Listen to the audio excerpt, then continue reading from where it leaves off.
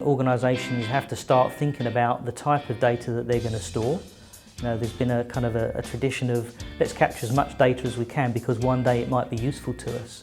So organisations have to be very smart about deciding what it is they want to collect, how they're going to use it, and also demonstrating that it's frankly relevant to the customer and it's going to provide a better service to the customer as a result.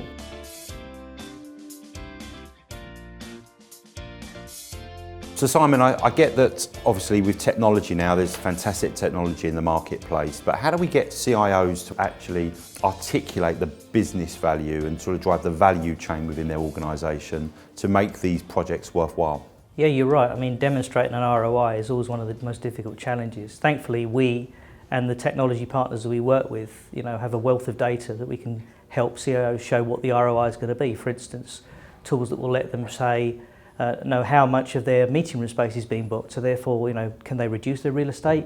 How much of their hot desk space is actually being used? Can they repurpose their office, maybe increase meeting room space, or even hive off a floor completely and sublet it to some other company?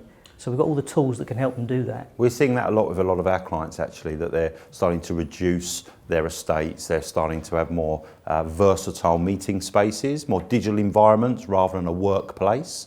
On the war with talent and actually attracting new talent to your organisation, have you seen a real shift in the understanding and the role of a CIO? I think I have, yes, because a lot of the talent that they're trying to attract these days has come straight out of university, and they've grown up in an age where the iPad has existed. They've had better technology at home and at university than typically most offices have at the moment. So CIOs are recognising that if they want to attract the top talent, they need to give the employees the tools that they're used to and the environment they're used to working in.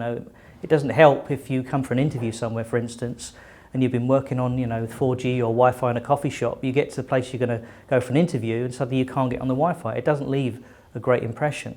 So they need to deploy the tools that the kids are used to if they want to attract the top talent. And do you think that's a big decision for those individuals? That plays a big part in them choosing an organisation? Do you know what? I was surprised quite how big a part of their decision it actually is, because I've grown up in an era before that.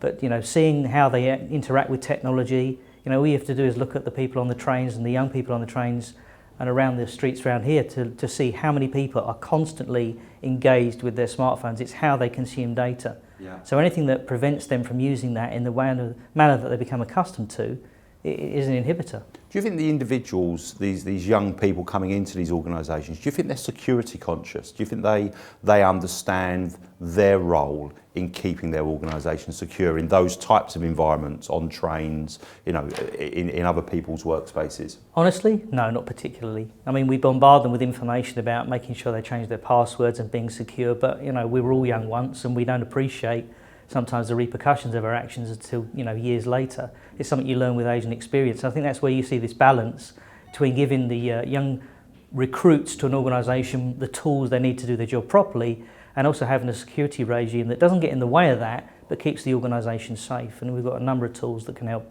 CIOs and organisations do that. Well, I'd say you must see that as a really big challenge for the CIO, balancing that, making people versatile and helping support them in their day-to-day endeavours, as well as then continuing to make sure they manage risk within their own organisation. How do you see that panning out in the next 18 to 24 months? Well, this is one of the areas where there's the biggest rate of change. There's new attacks every day, thousands of new attacks every single day. And unfortunately, the people developing these attacks always seem to be a little bit smarter than the people developing the tools to protect against that attack. It's a bit like developing a vaccine for a disease. You only know you need to develop the vaccine when you see the disease. Unfortunately, with IT, everything happens very, very quickly. So potentially, if there's a new exploit that steals your data, even fixing it a couple of days later can be too late. That's why we've started to rely on machine learning technologies to kind of identify patterns of threats so that we can increase, say, a risk profile ahead of there actually being an exploit, and maybe look at things a little more closely before things go wrong. Is there any specifics or bits of advice that you personally would have on helping CIOs to make that change or to balance the two? You're right, and that goes back to what we talked about at the beginning, which is the budget cycle. With new security exploits, new threats come in every single day. How does an organisation deploy tools to fix that when their budget cycle means they maybe don't have a big budget spend available for the next 2 or 3 years? Yeah. Thankfully, we've got some tools that will enable customers to essentially put a figure on the value of how protecting the organisation. Maybe it's not a case of you can't find the money to do it, but what if you don't find the money to do it? What could the repercussions be? Especially with things like GDPR coming along, it's going to be a big area of challenge. How big a challenge do you actually see that being? There's lots of different views in the market. Some are saying it's a really big problem that's going to be coming at our clients very, very quickly, and others are saying that actually it's just a bit of noise and something that will be sorted out pretty easily. What's your view? Yeah, you're right. There are certainly some organisations that are kind of going into ostrich mode, which is it doesn't affect us, we won't worry about it. The reality of GDPR is that most of this legislation has been in place for a long, long time. What changes is the enforcement and the penalties associated with breaking the rules. I think organisations have to start thinking about the type of data that they're going to store. There's been a kind of a tradition of let's capture as much data as we can because one day it might be useful to us, and let's justify the fact that we're capturing that information by having someone accept some terms and conditions, which frankly most people never read. The legislation now says that it's got to be very obvious what you're going to collect, how you're going to use it, and also you can't just hide kind of a checkbox in some terms and conditions. It has to be set out separately.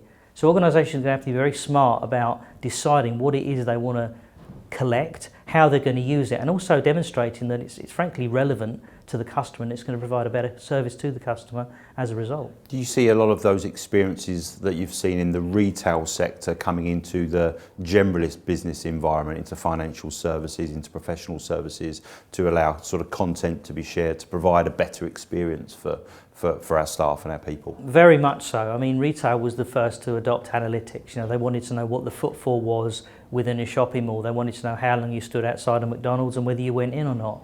These same technologies are very valuable to organisations. I mean, particularly, let's talk at education and universities.